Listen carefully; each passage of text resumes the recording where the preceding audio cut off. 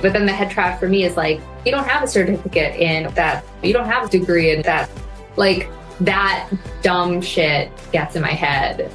Like, it could all just go away. Like, it's a fluke that I'm able to stand up there and perform. Welcome to the Smart Gets Paid podcast with me, Leah Niederthal. I help women land higher paying clients in their independent consulting businesses, but I've never been a salesperson. My background is in corporate marketing, and when I started my first consulting business, I learned pretty quickly that it's about 1,000 times harder to sell your own stuff than it is to sell someone else's. So I taught myself how to do it, and I created the sales approach that I now share with my clients so they can feel more comfortable in the sales process, get more of the right clients, and get paid way more for every client contract. So whether your client contracts are $5,000, $100,000, or more, if you want to work with more of the clients you love, do more of the work you love, and get paid more than you ever thought you could, then you're in the right place. Let's do it together. Thanks for tuning in, and don't forget to rate, review, and share. Hey there, Leah here, and thanks for tuning in. I hope wherever you are right now, wherever you're listening to this, I hope you're having a great week, making some good progress in your business, and taking some time for you. So in today's episode, we're going to talk through something that everybody has, but we all hate, and we all kind of need to get rid of. Because in this episode, we're talking about head trash. We'll get back to that in a second. Because today, you're going to be listening in on a coaching call with one of my clients. She's a coach and a consultant who helps mid-career professionals, directors, and leadership teams unlock their authentic leadership. And when we started our conversation, we were going back and forth about all the different directions that her business could take. Should she continue to run programs for individuals, or really shifting more towards working with organizations and leadership teams? But as we dug deeper, our conversation turned into something even more powerful. And the real issue wasn't choosing a direction to go, but rather it was more about what was holding her back. And what was holding her back is head trash.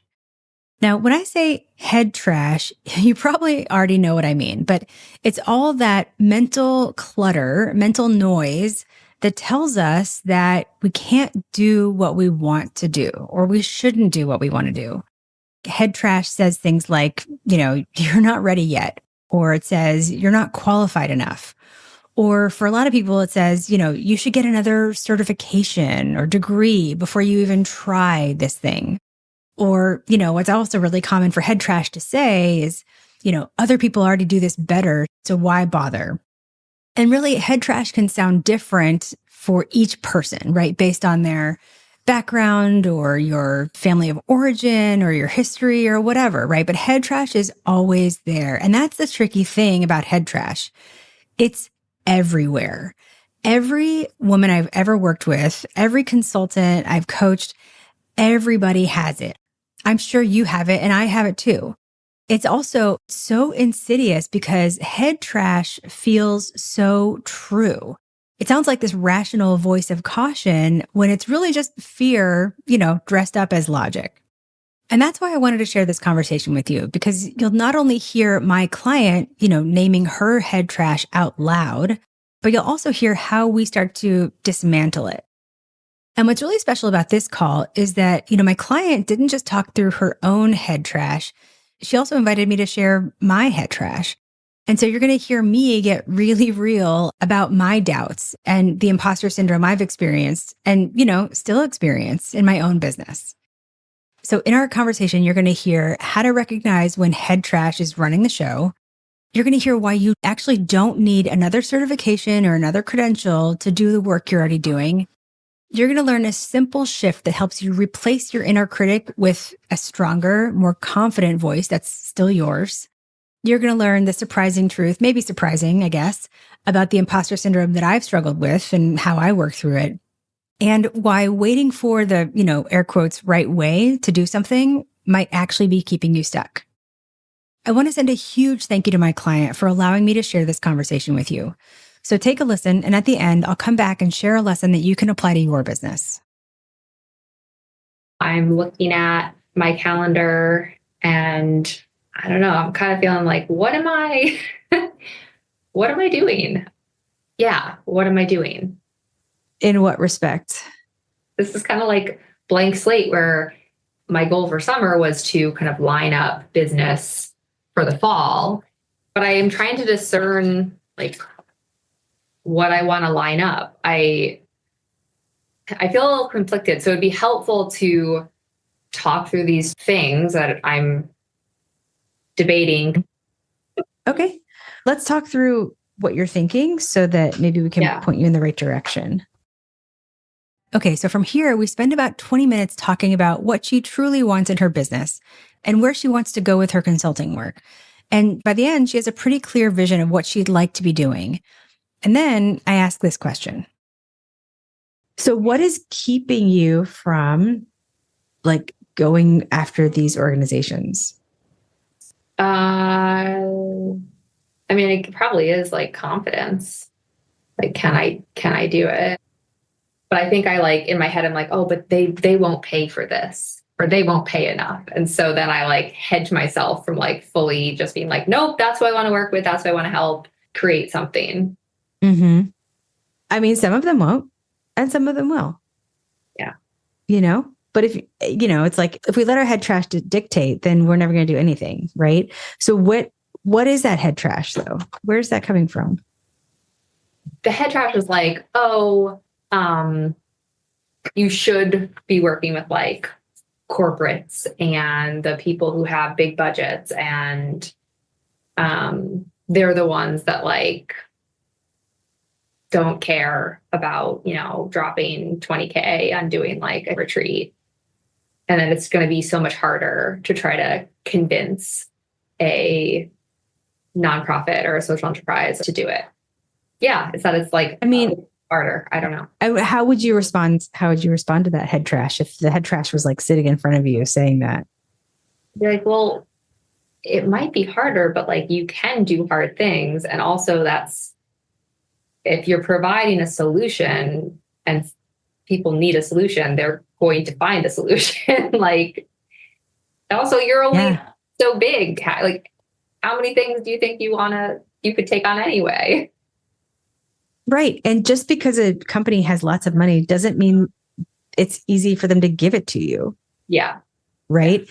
It is actually not, depending on how you position yourself and who you say you're an expert for or whatever. It's not easier to get money from FedEx versus a, you know, a social enterprise that like believes, and you have told them that like you, through your messaging and through your content, that like you're the absolute best person to solve their problems.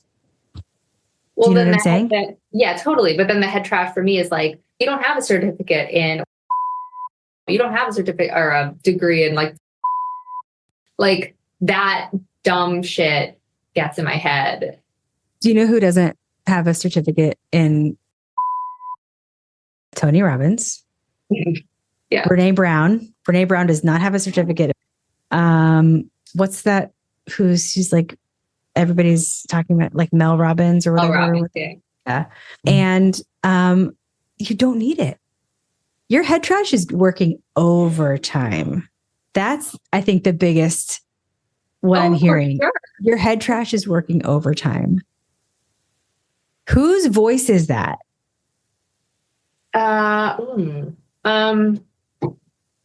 It's probably just somebody mean who wants to say you're not qualified for this. Where did you go to college? Okay. And then did you get a master's or something? Is it? Okay. Yeah. Well, I mean, I think that when you spend a lot of time what's that laugh? Even before it's like, I can hear, it's like, yeah, no, you have a master's degree, you have a whatever, but it's like when you get trained in like critical thinking and stuff, then you like. Well, okay, there's that, but also when you are sort of steeped in this, you know, mixture of like external validation. Yeah. And then it's really hard for you to be like, no, I'm good at this because I fucking like it. I've done it many times. And I don't need a degree or a certification or a, you know, whatever to tell me that I can do this. Yeah. You know? And so I think that part of this is like observing your head trash. Because like right now it seems like head trash is winning. Yeah. It's something like intern. Like, I feel like that's like a critic, inner critic, like persona that I've like identified. Like, Who's that? like intern is just like, oh, I don't know, like I can help or, but you're the intern, right? Like you're not the expert. Yeah. Yeah. I feel like there's this technique that you can use, anybody can use, you have this like alter ego, right? Like Beyonce has an alter ego named Sasha Fierce, and she's like fierce, right? And it's almost like you have an alter ego, but it's like an intern. Yeah. Yeah. I think it's time for a new alter ego. Yeah. Who would this person be? I mean, she'd be on stage and she'd be like calling it like it is. Like, I don't know, like feministy cheerleader. Yeah. Who probably would look at intern and be like, get a spine. Yeah, exactly.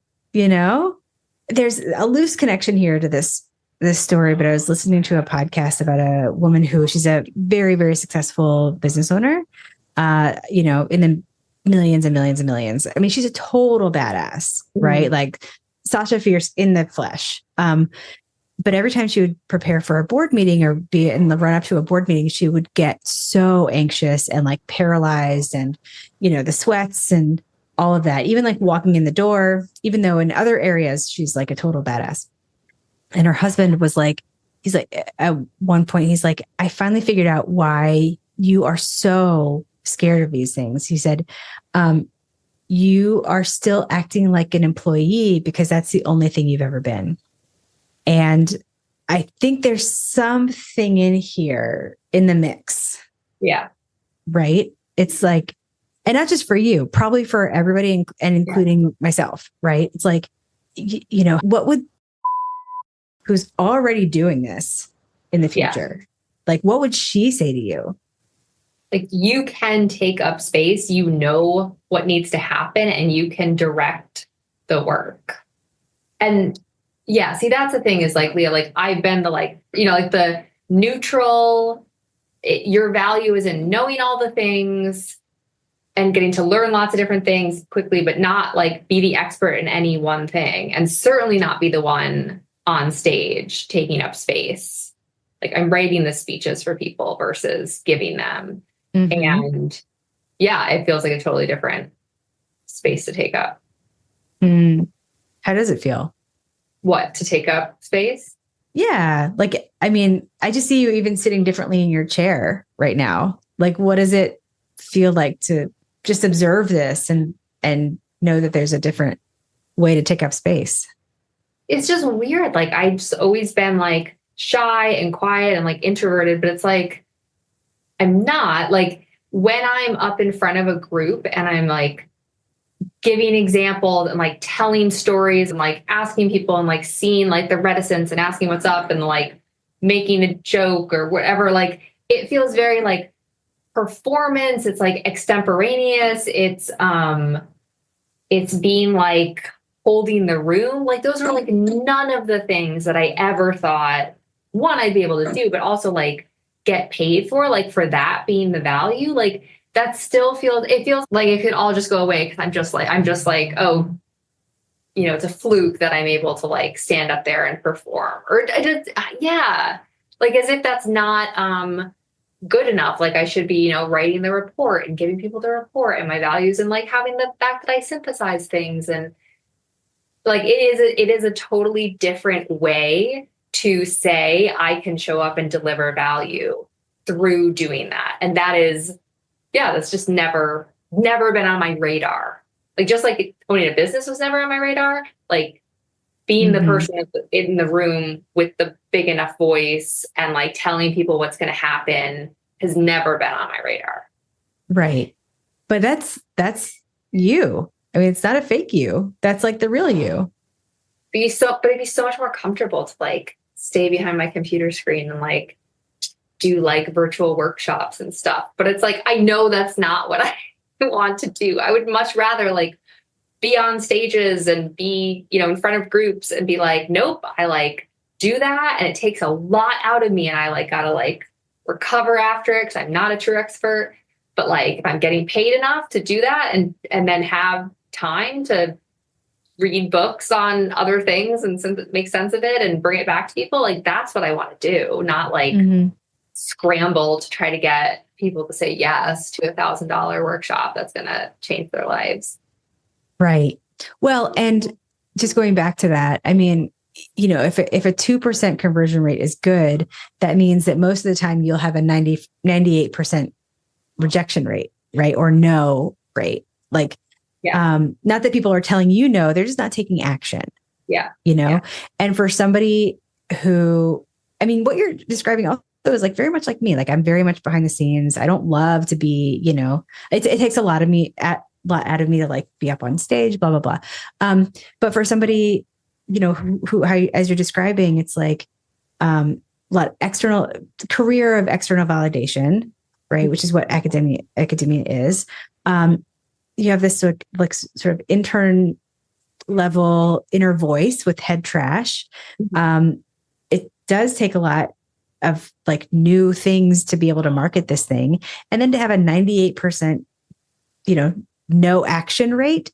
It's like, oh my God, no wonder the head trash is winning right now, you know? Whereas like, if you could get these, you know, opportunities where you have impact, but because they have invited you in. Yeah. You know, and that now you're on stage with your like stage presence and your stage alter ego or whatever. It's just, I have a feeling it'll just build on each other. It'll be a snowball effect, you know? So yeah, let's just take a beat. I mean, what is like you'll get a recording of this or whatever, but like, what's something that's really sticking out for you about this? What we've talked about so far? Oh, what's sticking out is like, I don't have to pick one or the other. Like, and the piece around like not marketing the services, messaging the value, like that is like, I know that intellectually, but like, I can't seem to make myself do it. And I don't know if it's just like, again, I don't trust the value. So I think for me, it's that piece of like, just having to like own it with that stage presence of like, no, this is the value. Well, and you're going to, you know, you get to the module where we talk about how to sort of pull out the value and how do you articulate the value and whatnot. But I think, approaching it with this sort of new alter ego that you have to replace the old alter ego, and just being confident that, all of this is not for like, this is not wasted, right? Like everything you've poured into yourself and synthesized and made it matter to people and put it into a 4-week thing or whatever, that all has meaning. Yeah. You know? And now that thing that you created gets people from one place to another. Like that's real. Yeah. You know? That is impact. That's what I want. Say it again. That's what I want. I mean, think about how you got here, right? Like, so I am not a certified coach. I'm not a certified facilitator. I read and synthesized like 65 books into this methodology that works. Before you learn it, you're a one way. And after you learn it, you can do other things. And, you know, if I had listened to my head trash, I wouldn't have sold it to anybody, you know, or wouldn't have promised that like, after this, you will be a different person. You know, there's a ton of value in being able to take in and synthesize and make it actionable and make it understandable. Yeah. How did you get through your head trash with that? Like when you're like, no, this is what I do. Like, who's to say I don't still have it? First of all, first thing I did was, I don't know if any of this was the thing, but it all sort of like combined, right?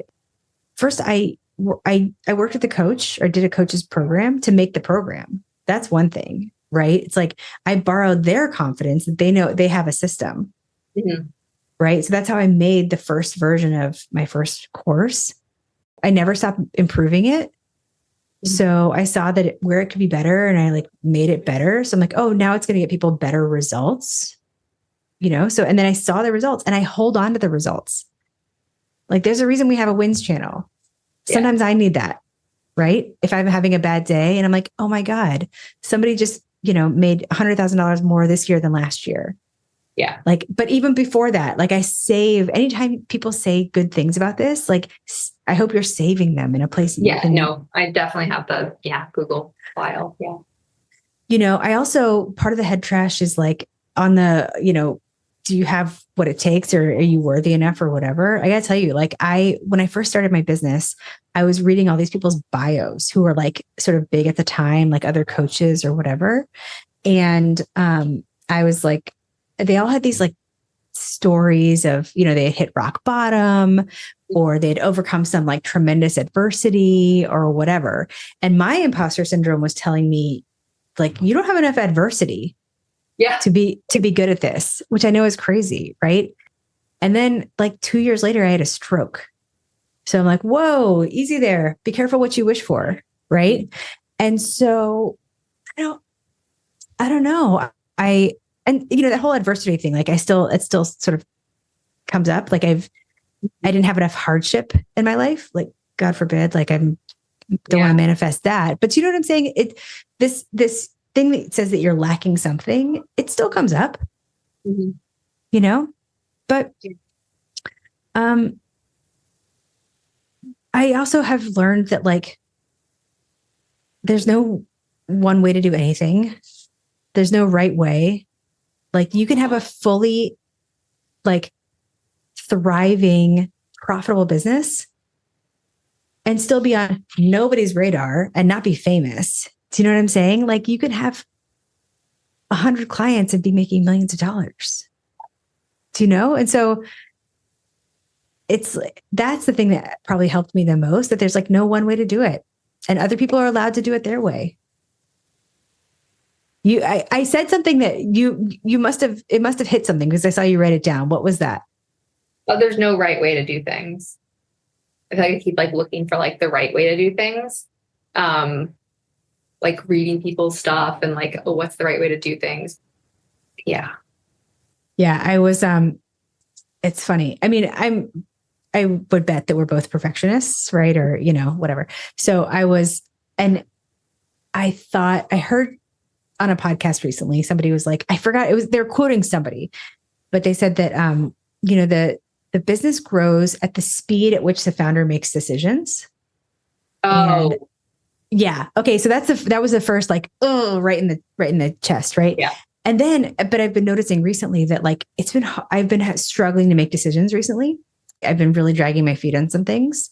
And then recently, I mean, like within the past few days, I was watching a show with my kids. We watch a lot of like PBS Kids. And one of the characters was like, there's always more than one way to solve a problem. And I was like, oh shit. Like that hit me in the chest too. Cause I was like, the reason I'm delaying on making a decision is because I don't want to make the wrong decision because I want to get it right. But there's always more than one way to solve a problem. And that has unlocked a lot of stuff for me, So what if there is no one way to solve a problem, right? What if there's no right way? Like, then what would you do? Then you tell your head trash to shut the fuck up, right? Yeah. It's really hitting me because like, I know that decision fatigue and or analysis paralysis and like, it's just really hard for me. But like what feels both like my total strength, but also my total like Achilles heel is just like coming up with ideas and being interested in wanting to learn things. Mm-hmm. But it's like, I want my brain to be able to like say, okay, you can just pause. You get to just turn off and just be in doing mode. Like you have your list of things you're doing and you're just going to do. And like, that's what feels so hard is I don't feel like I have that permission to just be in do mode. Because it feels really scary. Because it's like, if I do the thing I said I'm going to do, what if it's wrong? What if it's not going to get the result that I want? And then I've been like doing. So it's kind of like this like comfort crutch to be like, oh, wait, you can keep coming up with some new ideas. And I'm like much more aware of this now, obviously, than I was years ago. But I know that it's still coming up. Yeah. Well, if you are just coming up with ideas and you never try to make the ideas happen, then you never fail at any of Yeah. the ideas. Yeah. Well, let me say also, coming up with ideas is such a gift, right? But like sometimes they just have to go in the parking lot, Yeah. I know. you know? Yeah. And so now you're at the point where you have the ideas, you get to make them happen, and the fear is finding ways to seep through. Yeah. And I do want to make it happen. I really do. It would feel so amazing and like relaxing and deeply easeful to be like, you have made a decision that you have two core offerings and you like have your messaging and like you have a methodology, like a whole process you're doing. And now you get to just do it. Like that would feel so nice to my nervous system. I think that's where we need to go. And then just like trust, trust that we're just following the plan. Exactly. All right. Yeah, that's what feels scary. Okay. So what are some of your takeaways? My takeaway is just like, do what you knew you need to do, which is schedule on your calendar time to go through the modules. Like, this isn't like an addition to all these other things. It's like, no, this is what you are doing. It is work. This is the work right now. And just trust. I just want to be able to trust that take what I already know. I don't have to like pull all the different documents of things I've started, but I can just like go into the curriculum and like take what's in my brain and put it into Slack and get feedback and just go with it. Mm-hmm. Like, is that accurate? Yeah. I mean, like, do the lessons. Yeah. Sort of see where there are gaps, in what you have so far versus like what we're advising you to do. And then take it to like 80%, turn your brain off, post it in Slack. Okay. All right. This was good. I hope this was helpful. Yeah, no, it was. This is the time that I needed to do it. Good. All right. I will look forward to seeing you on some calls. I'll look forward to seeing you in Slack. That's how I'll know that you are allowing yourself to really do it. Yeah. Very good. All right. I will talk to you very soon. Okay. Sounds good. All right. Bye. All right. I want to send a huge thank you to my client for allowing me to share that conversation with you. And it's so interesting. I mean, we all have our own head trash, right? But it's not every day you get to hear somebody else's head trash. I mean, the purpose of this podcast and these episodes is to show people you're not alone. And I have a feeling that, even if not every single thing she said was relevant to you, I have a feeling that if you're like most of the women that I work with, some part of that resonated and sounds a little bit like your own head trash. So as you think about this conversation and how it applies to your own consulting business, I want to leave you with a few questions. First, the head trash that you hear in your own mind, whose voice is that? When somebody tells you that you can't do it or you shouldn't do it or, you're not qualified or whatever, who is that? Is it the voice of an old boss, a professor, a family member, or maybe just an earlier version of you? And I want to invite you to get curious about where that voice actually comes from. The second is I want to invite you to picture a future version of yourself, the you who's already doing the thing you want to do, whether it's in your business or in your life. What would that person, that future version of you, what would she say to that head trash? And third, if you can embody a different alter ego, one that drowns out that critic, that head trash, and takes up more space, what would that look like for you? Who's your Sasha Fierce?